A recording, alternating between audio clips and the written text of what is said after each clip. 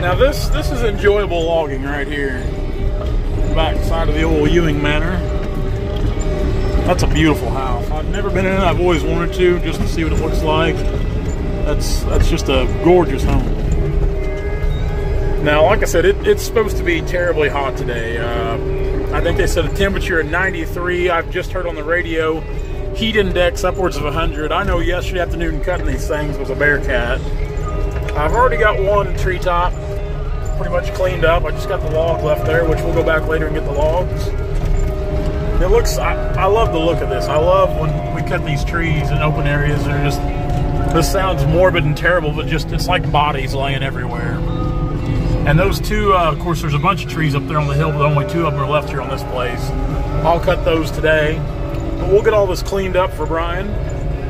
He's gonna have somebody come in after me and grind the stumps. And this is really the whole reason I was looking into the Fecon Stump X. It just, like I said, Brian's a good friend of the family. Somebody, as a businessman, he's somebody I kind of look up to an aspect, you know. He's done really well for himself. I always admire people like that are hardworking and really do well and make something. It's always good to look what they do and try to do it yourself or mimic it the best you can, if possible. And what works for somebody else might not always work for you, but yeah. So we'll get these bunched up, piled up, and take back here to the brush pile. I cut them up pretty good yesterday, so we just kind of push them together, then make a grab with a grapple, and away we go. We make pretty quick work of these treetops here. Like I said, I cut them up pretty, not super fine, but I cut them to where they'd, once I got the grapple on them, the jaws of the grapple would crunch them up. That way I can pack them real good. Put them in this burn pile back here. Of course, we can, there we go, switch into the high gear. When you don't have any obstacles running across this good, flat, even ground, you can really get things done in a hurry. And like I said, another great thing is it's nice and cool in here. Got the radio on, which I've got to turn down so you can't hear it.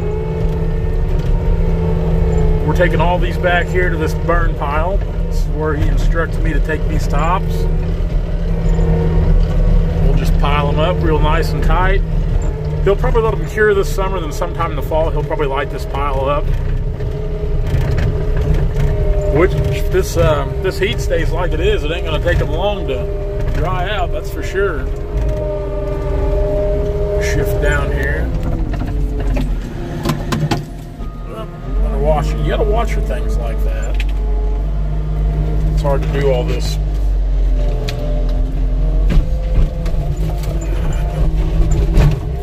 There we go.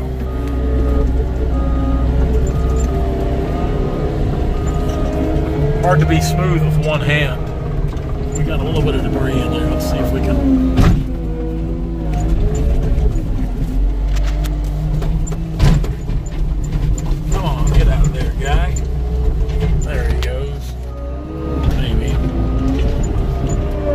This brush just doesn't want to let loose.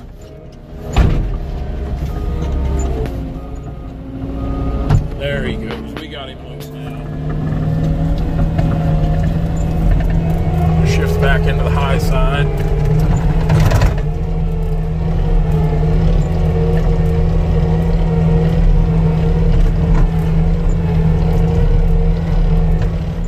Now with this tree here, we're gonna use the skid steer as a power wedge, you might say. Oh. Get back out here in the heat. At least for a second we're in the shade, aren't we? Until we cut our shade down. What we'll do, this tree leans pretty hard back towards this fence right here, and I didn't even bring the, I think I could have got it out with the hammer and wedge, but having the skid steer, I'm not even going to worry about that. What I'll do is I'll bore it all out, and I'll leave just a little bit on this back side hold, and then I'll just take the skid steer and tip it right on over. It'll pull a little bit on the back side, but it won't pull any heartwood or anything like that, and it won't bust. So that's the easiest thing to do. That way it ensures it keeps it off this nice tight 5-wire barbed wire fence. And then we'll cut the top up and we'll pile that top, and we got that tree there left to cut. So 2 trees left. The only thing that's left out here is the logs. I've got all the tops cleaned up. Then we get these trees down, the tops cleaned up. We'll gather the logs up and pile them up, and be another job done in the books. Nice, quick, and easy, just like we like them. Just like we like them. Well, this is what it looks like right here, leaving just a little bit of that backside hold. Like I said, it did pull a little bit off the backside there. No damage, no damage. And I don't like, because I like my logs to look pristine, but at the same time, I don't like building fence either. And I'd much rather tear a little bit off that log than have to build a fence. And I've already got the top cut up. I'm gonna go up here and cut this one. We'll get it down. It doesn't have to be pushed or pulled or anything. And we'll work the top up. We'll get these tops bunched up, take them back to the brush pile. Of course, I'll cut that ugly thing off that stump. Once we do that, we'll start gathering our logs up. Looks a lot different, doesn't it? Looks a lot different. Getting close to getting her wrapped up now. Packing the last few logs out of here. I might run back over the brush grapple over a few things, but it's cleaned up really well. From the road, you can't even tell there's ever anything here. Trees are gone, mess is cleaned up. Really looks good. Just swing down here and pick this guy up.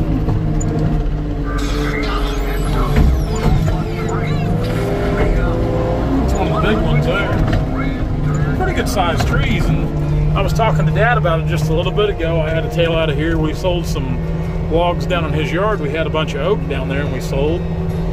I was just telling him, I said, you need to come out and look at these trees, Dad. They're a lot bigger than what you think they are. And they are. And I thought the same thing from the road. I didn't think they were even big enough to cut. But sure enough, everything in here was. They're pretty good trees. You can't balk at that. Can't balk at that. Here's the end result of the logs. Pretty good logs, pretty good size logs, really. 2, 4, 6, 8, 10, 12, 14 of them. That's a chunk there, man. That's a big log. It's a good log. Got a good veneer cut in it. Probably better than 20 inches. Dad came over here and marked these up while I was gone. I had to make a screaming trip to the bank, but yeah, I'm happy with a little layout like this. Not a bad little layout. Good logs. Skid steer shine. Of course, you look out there, nothing. Clean as a pin. Clean as a pin out there. So it all worked out pretty good. Pretty good job. Wish I could do one of these every week. Wish I could do 2 of them a week while we're wishing. 1 every day. Now, while we're on the subject here, it appears that me talking about new equipment has stirred up a hornet's nest from a lot of people. Everybody's commenting, messaging, whatnot. And that's cool. That's cool. Yeah, I mean, there's a lot of pros and cons to new equipment versus older equipment. And it's not like I'm jumping out here just going to pick up a new machine tomorrow. I'm not. I mean, there's a lot of options to weigh out. But at the same time, the things I look at is uptime and production. Yeah, there's payments. Payments are inevitable. Breakdowns are inevitable. I'll tell you what, I'd much rather make a payment and go to work. A payment to me is just the cost of doing business. And yeah, I've had people say, well, over time, those machines are going to wear out too. That is correct. But if you look at like what's behind me there, and like this truck in front of me, a new truck, I trade them. The key is, I mean, it's like I said, it's just the cost of doing business. And I know some people look at that differently, and that's fine. That's totally understandable.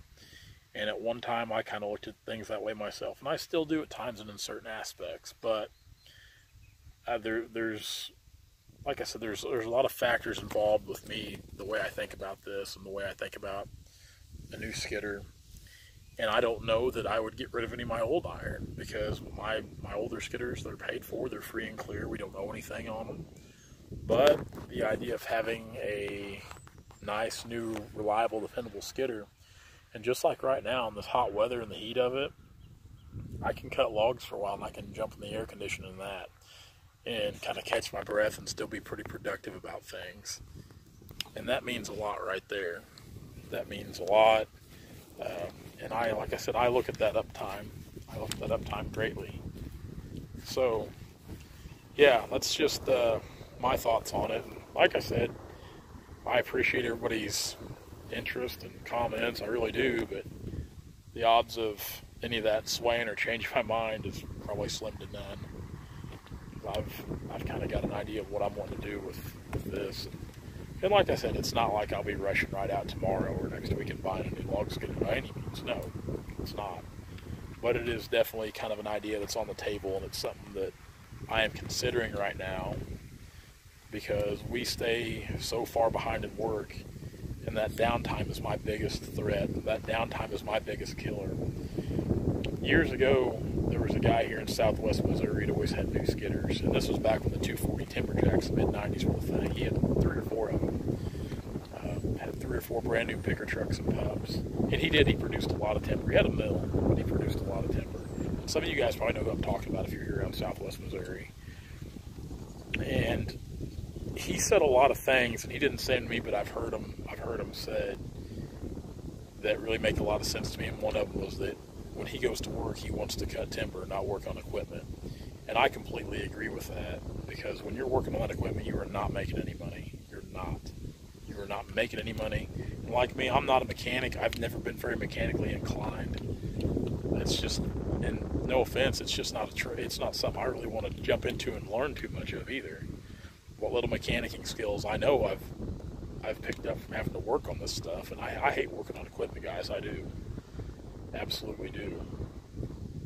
But yeah, I mean, there's a lot of things I take to heart as I get a little older, or take considerations as I get a little older about business and business practices. And the volume of timber we cut, I just feel that, you know, like I said, maybe not today, maybe not tomorrow, but down the road, I can see there being some new iron, a new log skidder in our fleet.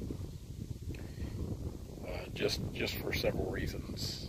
But and another thing you got to consider, I don't have a wife or kids, so I can spend my money on logging equipment and new trucks, and not a wife and kids too. So I'm pretty happy about that. Guys, thanks so much for hanging out. Have a great weekend. Be with us tomorrow and Sunday. I know we'll be working doing something. Enjoy yourselves. Thanks for watching. Be sure to subscribe. See ya.